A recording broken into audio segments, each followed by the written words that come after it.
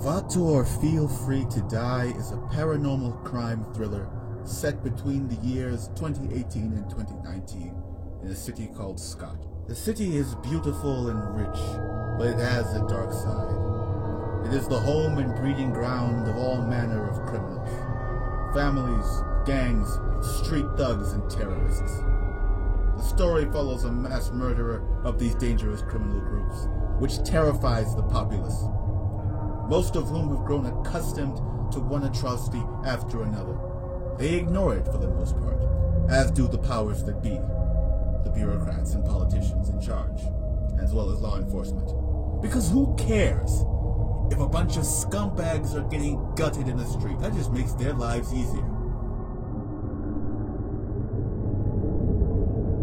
You see, it only becomes a problem when the vigilante targets a wealthy businessman with ties to the criminal underworld. And in that time, he goes from vigilante to terrorist and divides the city in the process. There are those who support him.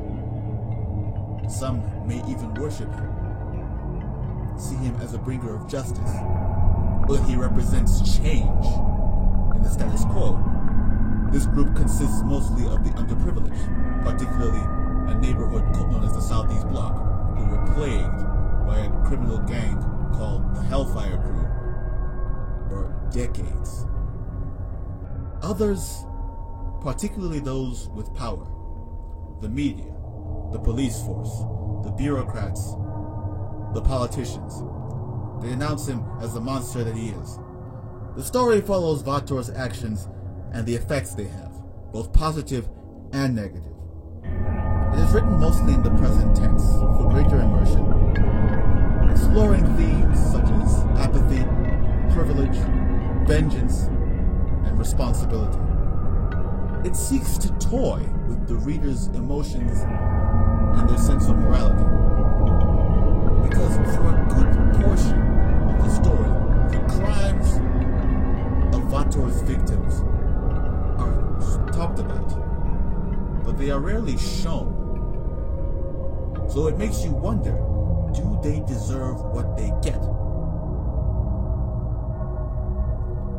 There are quite a few nods and jabs at slasher films, particularly those from the 1980s, given that the character draws some inspiration from John Carpenter and Deborah Hill's Michael Myers. There is a concerted effort by the police force and the press to uncover his identity and understand his motives. What could drive a man to go to such great lengths to rid the world of crime?